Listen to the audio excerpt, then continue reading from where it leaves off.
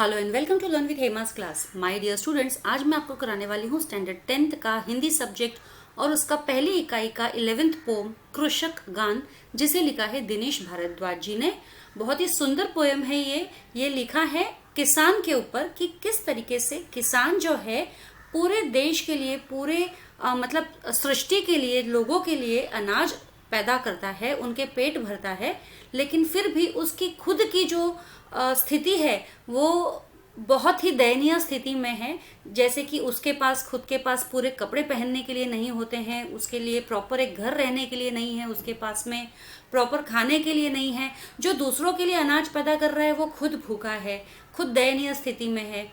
तो ये बहुत ही मतलब मार्मिक रूप से यहाँ पे दिनेश भारद्वाज जी ने किसान के ऊपर, कृषक यानी किसान के ऊपर एक गीत गाया है, कृषक गान।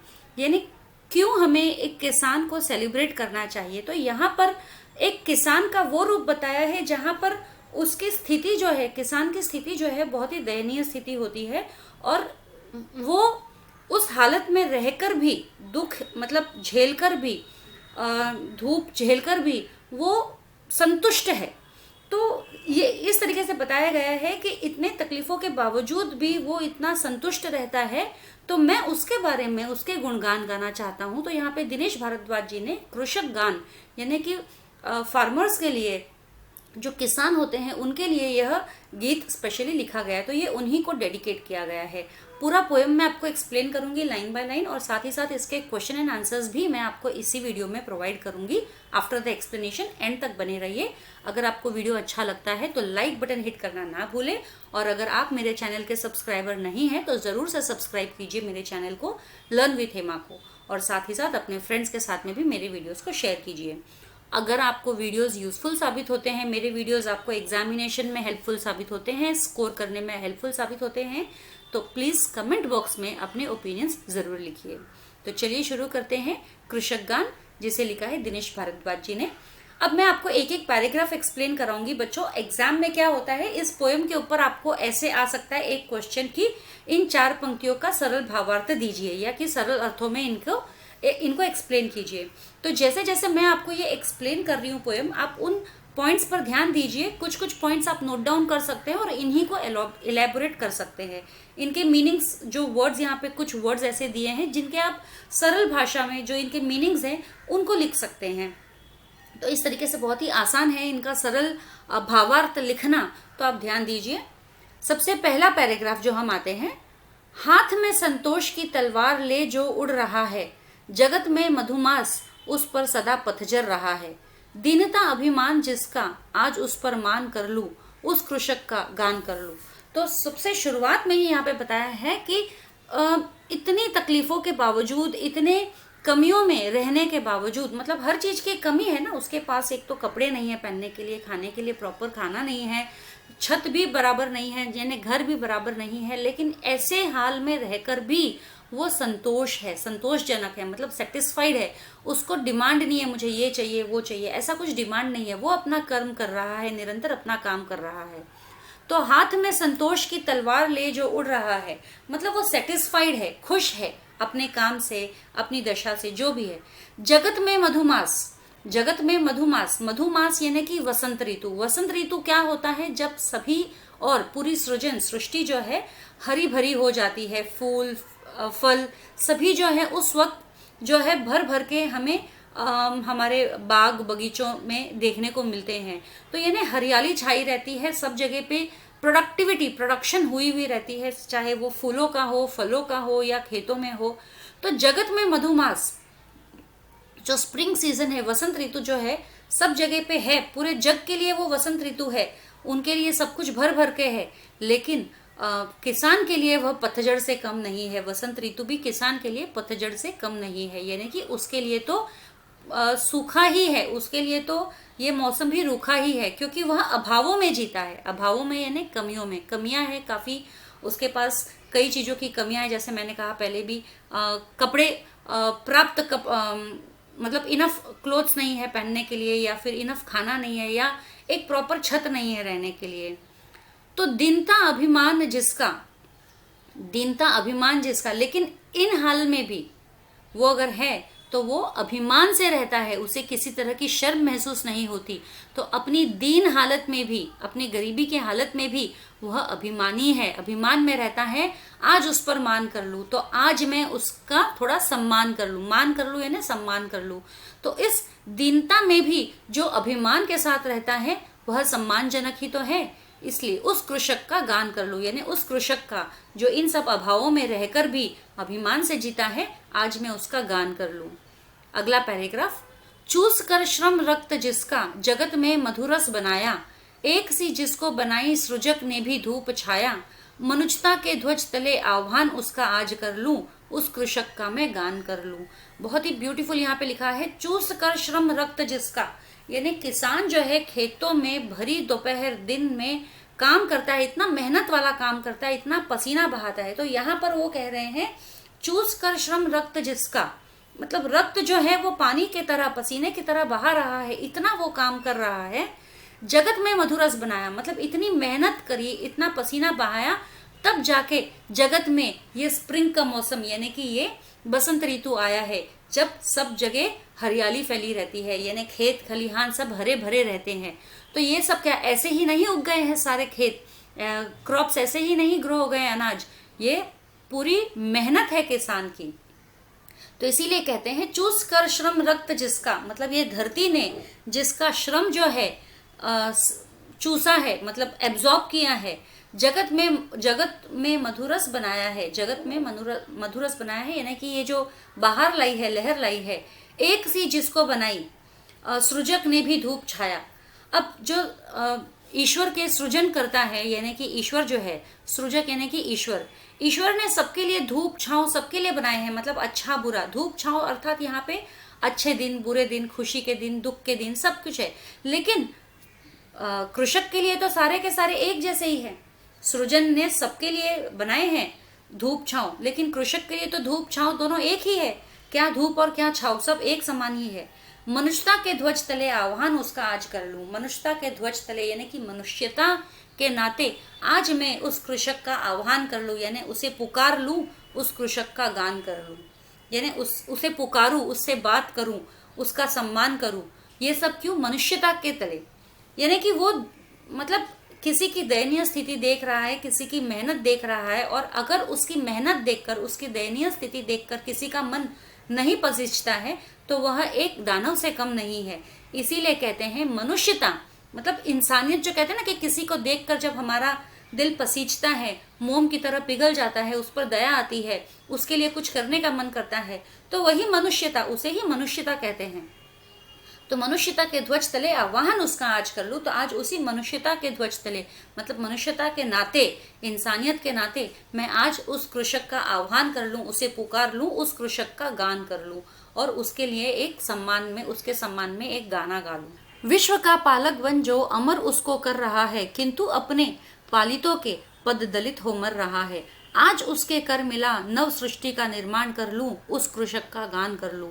तो यहाँ पर ये बहुत ही सच्चाई यहाँ पे बयां की गई है कि विश्व का पालक बन जो अमर उसको कर रहा है, विश्व का पालक बन, क्योंकि वो विश्व के लिए, सभी लोगों के लिए अनाज उगा रहा है, तो वो पाल ही रहा है एक तरीके से। जो सृजन ने, जो ईश्वर ने जो बनाया है सबको, तो ये ईश्वर ने तो सृष्टि रचाई है, लेकिन सबको पालने का काम जो है ये खेतों में मेहनत करके अनाज उगा रहा है, और जो लोगों के पेटों में जा रहा है, तो वह अनाज जो है सबको पाल रहा है। तो विश्व का पालक बन जो, पूरे विश्व में लोग अनाज के बिना तो कैसे जिंदा रहेंगे, तो अनाज जो खाते हैं, जिससे जीवित रहते हैं, तो उन सभी का पालक बना हुआ है यहाँ पे कृषक। अमर उसको कर रहा है, अमर उसको कर रहा है, यानी कि वो सभी को जीवन दान दे रहा है, सबको अनाज के रूप में, किंतु अपने पालितों के पद दलित हो मर रहा है। लेकिन जिनके लिए वह अनाज उगा रहा है, वही लोग जो है उसे कम आंक रहे हैं, उसे उसकी अवहेलना कर रहे हैं, उसे उसके ऊपर ध्यान नहीं दे रहे हैं, या उसका अपमान कर रहे हैं। तो यही यहाँ पे बताया गया है कि कृषक जो है विश्व का पालन कर रहा है, सबको अमर कर रहा है, यानी सबको जिंदगी दे रहा है, लेकिन जिन लोगों को वो जिंदगी दे रहा है वही लोग उसे अपमानित कर रहे हैं, उन्हीं के हाथों वह अपमानित हो रहा है। आज उससे कर मिला, तो आज मैं उससे हाथ मिलाकर न सृष्टि का निर्माण कर लूं, तो ऐसी एक सृष्टि बना लूं जहां लोग एक दूसरे का सम्मान करें। जो आपके लिए मेहनत करता है आप उसके लिए सम्मान करो। तो ऐसी सृष्टि का निर्माण करूं, किसके साथ मिलकर? मैं कृषक के साथ मिलकर, किसान के साथ मिलकर ऐसी सृष्टि का निर्माण कर लूं, उस कृषक का गान कर लूं। तो यहाँ पे ये कविता में ये एक पंक्ति जो है बार बार दोहराई गई है, ये पोएटिक इफेक्ट के लिए।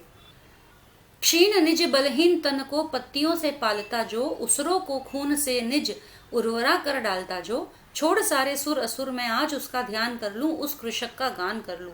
तो यहाँ पे कवि हमें कहना चाहते हैं कि कृषक जो है उसके जीवन में उसे कई सारी ऐसी दुविधाओं का या मुश्किलों का सामना करना पड़ता है, जिसके चलते उसके पास उसके तन को ढकने के लिए पर्याप्त कपड़े तक नहीं होते। कभी कभी तो उसे पत्तियों से काम चलाना पड़ता है अपने तन को ढकने के लिए। इसका अर्थात ये है कि एक्चुअली पत्तियां नहीं लगाते हैं, बट कम से कम कपड़े जो है, जैसे कि धोती कुर्ता है या केवल धोती पहनते, कई बार तो कुर्ते भी नहीं पहनते वो, तो ऐसा रहता है। या एक तौलिया जो है ऊपर अंग पे अंग रखा के रूप में ये पहन सकते हैं। तो यहाँ पे आप फोटो में भी देख सकते हो, देखिए किस तरीके से कम कम कपड़ों में पत्तियां, मतलब पत्ते नहीं है, इसका अर्थात ये होता है कि कम से कम कपड़े जो है। तो क्षीण निज बलहीन तन को देखो, दुबले पतले से भले ही है, पत्तियों से पालता जो, यानी कि कम से कम कपड़े पहनते हैं। इनके कपड़े भी ज्यादा नहीं रहते हैं, बहुत कम से कम कपड़े, जरूरत जितने ही कपड़े उनके पास रहते हैं। उसरों को खून से निज, उसरो यानी कि जो इनफर्टाइल सॉइल होती है, जो अनउपजाऊ जमीन होती है, जिसपे इतनी उपजता नहीं होती है, ज्यादा क्रॉप्स ग्रो नहीं होते हैं, उसे अपने खून से सींचकर मतलब पसीना बहाकर उससे सींचकर उर्वरा कर डालता जो, उर्वरा यानी कि एकदम फर्टाइल कर देता है, जो उपजाऊ जमीन बना देता है।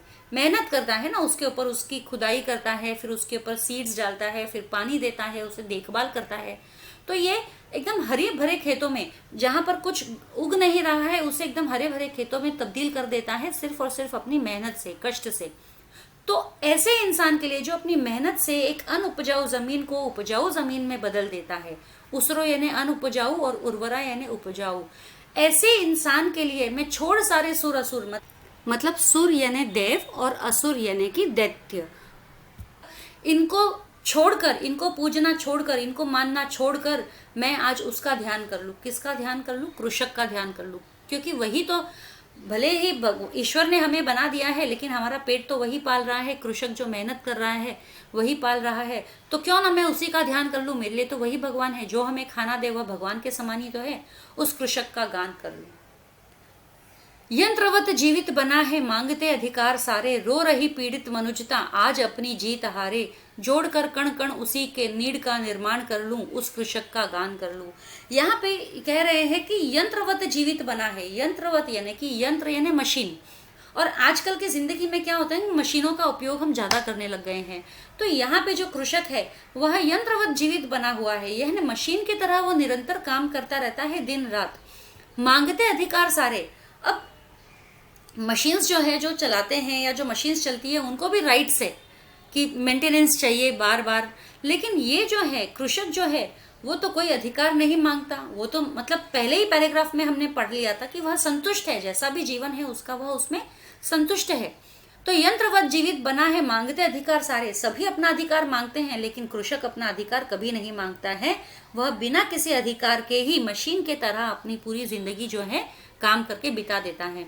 रो रही पीड़ित मनुष्यता, तो ऐसी दयनीय स्थिति को देखकर जो ये मनुष्यता है वह पीड़ित हो गई है यानी कि दुखी हो गई है, और वो इस दुख के कारण वो रो रही है, उसकी दयनीय स्थिति देखकर एक किसान की। आज अपनी जीत हारे, तो जीत कर भी हार गई है मनुष्यता, जोड़कर कण कण उसी के, तो इसी नाते मैं उस मनुष्यता के ही कण कण जोड़कर नीड़ का निर्माण कर लूं। मतलब उस कृषक के लिए नीड़ यानी क्या होता है, घोंसला, जहां पर मतलब घर ही माना जाता है। तो जोड़ जोड़ कर कण उसी के नीड़ का निर्माण कर लूं, मतलब उसके लिए एक घोंसला बनाऊं, घर बनाऊं, रहने की जगह बनाऊं, उस कृषक का मैं गान कर लूं और उसे एक ऐसा घर दूं जहां पर एक अच्छा जीवन वो जी सके, और उसी कृषक का मैं गान करूं। तो यहाँ पर ये जो कविता है मैंने पूरी आपको समझा दी है, और जो मैंने पैराग्राफ वाइज एक्सप्लेन किया है उन्हीं पैराग्राफ को आप भावार्थ के रूप में लिख सकते हैं अपने खुद के शब्दों में। तो यहाँ पर तो खत्म हो जाता है। अब मैं सीधे चलती हूँ इसके प्रश्न उत्तर की तरफ। अब ये कृतियां हैं। कृषक इन स्थितियों में अविचल रहता है। पतझड़, धूप। कविता में प्रयुक्त ऋतुओं के नाम, मधुमास, पतझड़। अब दूसरा है वसंत को, ये सिनोनिम्स है, मतलब मीनिंग्स पर्यायवाची। वसंत को मधुमास भी कहते हुए, पाला हुआ यानी पालित, निर्माता यानी सृजक, मानवता यानी मनुष्यता। अब ये कुछ पंक्तियां हैं, इनके भाव हमें लिखने हैं, ये डायरेक्टली आंसर्स है।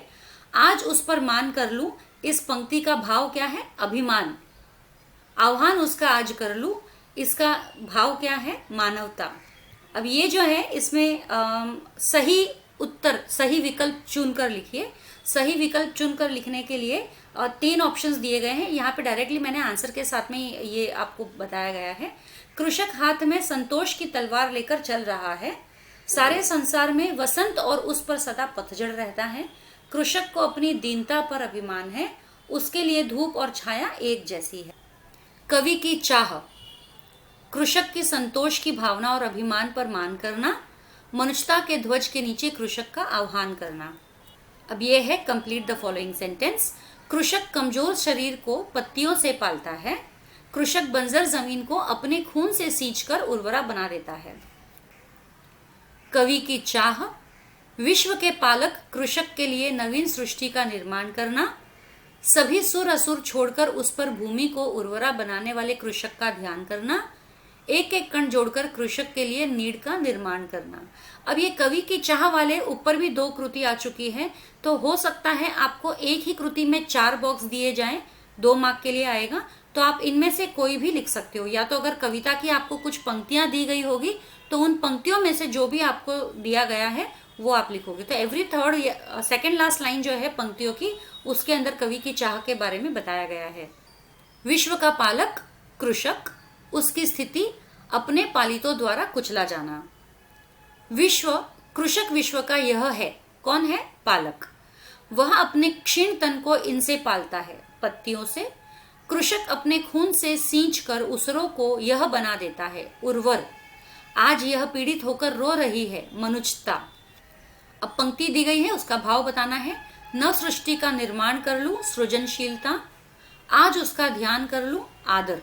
अब ये जो 6th क्वेश्चन है, ये जो 4 सेंटेंसेस है, ये एक्चुअली आपको क्वेश्चन में सेंटेंस उल्टे पुल्टे दिए हुए हैं और आपको उनको क्रम अनुसार लगाना है, यानी कि क्रोनोलॉजिकल ऑर्डर में लगाना है।